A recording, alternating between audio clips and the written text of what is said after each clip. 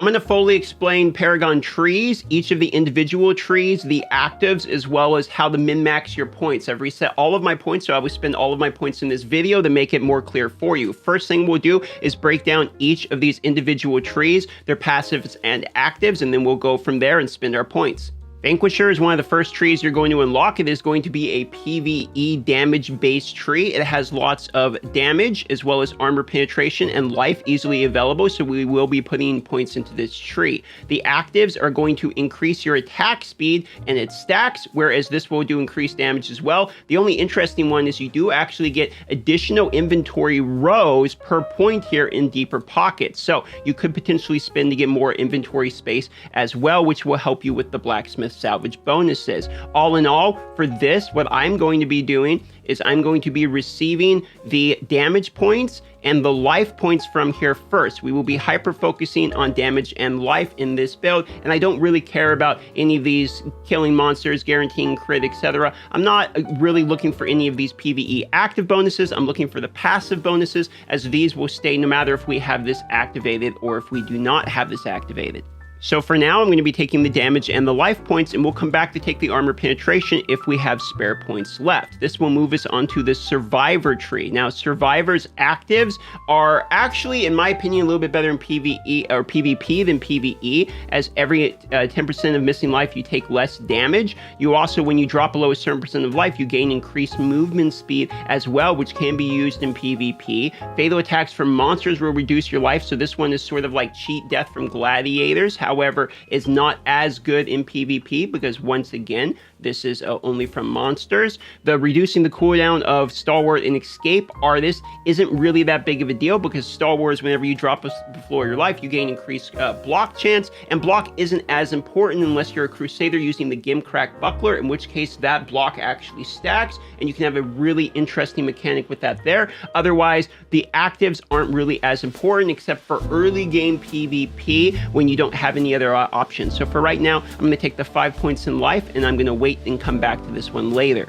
Treasure Hunter is when we start getting into some of the good actives. Each one of these actives are important. More experience from defeating elite monsters, more equipment drop rate from elite monsters, more gold from all monsters, and then increasing the bonuses of these and increasing your globe drop rate. Now, these have recently been changed to work within dungeons as well as the overworld, and for that reason, they're better than they even used to be. And this is going to be the primary one, which I'm going to stack all of the active bonuses, as I will be using this tree the most often when farming. So what I'm going to do is I'm going to go through here and I'm going to max this out to get all of the actives, and then at that point I have a decision to make, which is I could put 25 more points into life if we wish. Now, on the Paragon tree, damage and life tend to be the best value out of Paragon, so because it's 25 points here, I'm going to be taking the life as well. Now we're going to move on to the next important active tree, which is going to be Gladiator. Gladiator is your best PvP tree, mainly because of the cheat death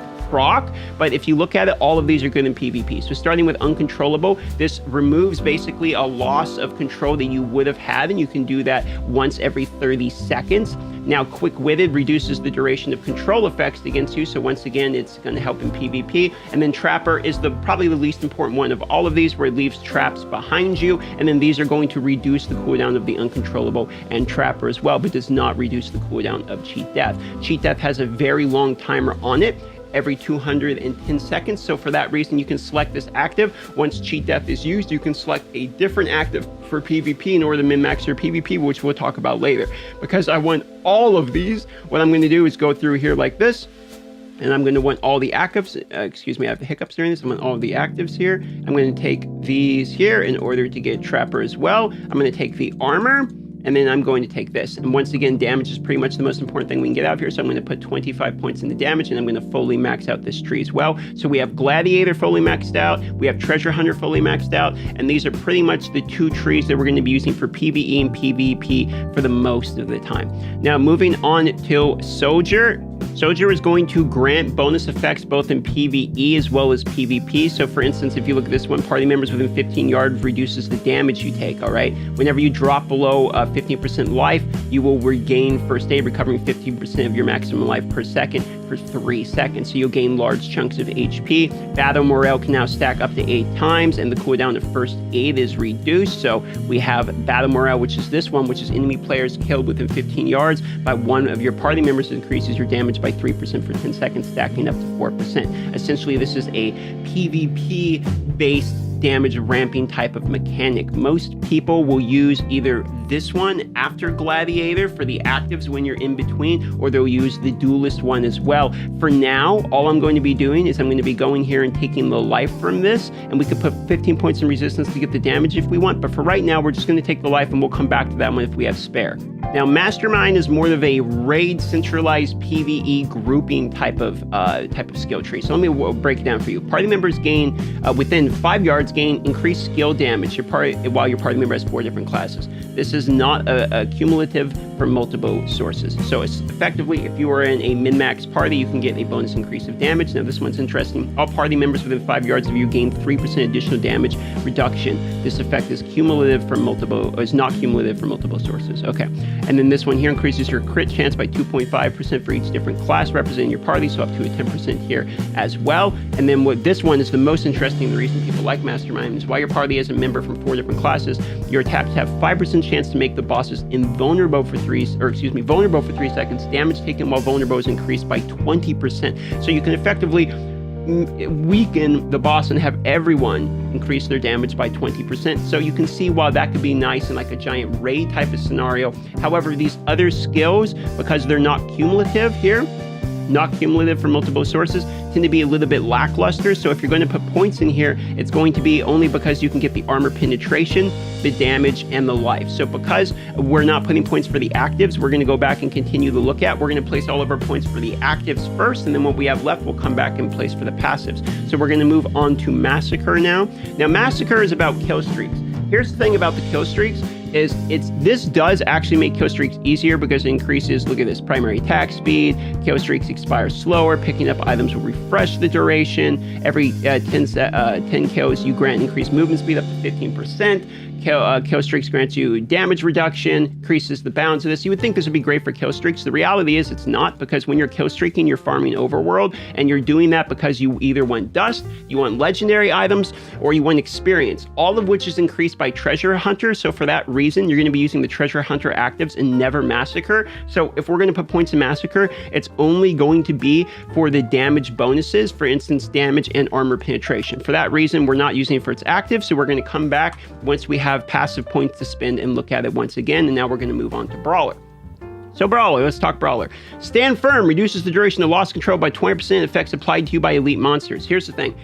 Very often, if you are receiving CC from monsters, it doesn't really matter too much, because if they're way above your combat rating, you're not going to beat them. If they're below your combat rating, you're going to kill them easily. So being CC'd by monsters doesn't really matter at all. I've never seen CC from monsters matter or change a fight or anything like that. So therefore, having that loss of reduction doesn't matter. Maybe you could argue it make you a little bit quicker, because the times you get CC'd, you're up quicker, but it's just a stupid argument. It's not very good. Primary attack that damages elite monsters grant you stacks at close quarters, reducing your damage taken from elite monsters. Again, reducing damage taken from elite monsters is kind of counter to what we're trying to do, which is kill them quicker. Dealing damage has a 10% chance to reset the cooldown of a healing potion. That'd be kind of cool if maybe you really need to heal again in raids or something, like some difficult boss. And all party members benefit from close quarters, reducing damage taken from elite monsters. So this is a survivability, almost like challenge rift pushing type of build, which maybe in a challenge rift scenario, I could see this being used, but once again, we're only looking at passive stats there, so we're not going to be putting points in until we look at Duelist, the last one. Now, Duelist has good actives, and is probably the one that I would be switching to when I'm not actively using Gladiator with the cheat death proc. So let's look at this and talk about it. I'm going to start putting points in this because I know I want the actives. The first one, using the skill while in combat increases the damage you deal to monsters by 1% for 10 seconds. Bloodthirst stacks up to 5 times, but stacks removed when you take damage. So this is effectively when you're farming, you're running in a circle, you can use this. It's okay, but the reason we take that one is because it unlocks a flat damage increase by 2%, which is across the boards for everything, PvP, PvE, etc. So we're going to take the 2% here. We're going to take the resistance in order to move up quicker here, where we can take the armor penetration, which now unlocks the rest of the actives.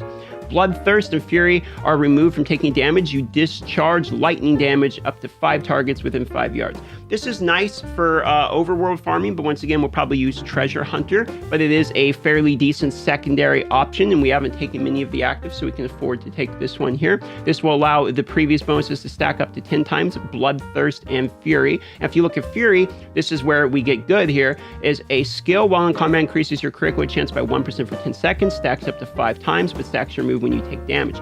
So if you are like a wizard in PvP or something like that, and you're using the skill, you're going to be stacking your critical hit chance, and you can hit people from a distance. If you're somebody like a barbarian, for instance, like me, it's going to be a little bit less effective in PvP. But this is one of my more favorite secondary options in terms of actives. It is not as good as Gladiator, obviously, but if you have these active skills down, you can take the 2% increased Duelist if you want. You could also go down the Mastermind route if you really wanted to, and take those bonuses, or excuse me, the Soldier route, and take those PvP bonuses as well if you would like, but it's really up to you on which talent tree you want to have your actives up on when cheat death is down. So those are all the different trees, and now what we have to do is basically min-max how we feel about our Paragon points. So let's refresh this so we get an accurate Paragon point. We have 176 Paragon points to spend. So at this point, we have to decide for ourselves, are there any actives we really want? Well, we've been thinking about actives, so we don't really care about the actives anymore. At this point, we have to think about what are the passives we really want. Well, myself, I actually think it's worth it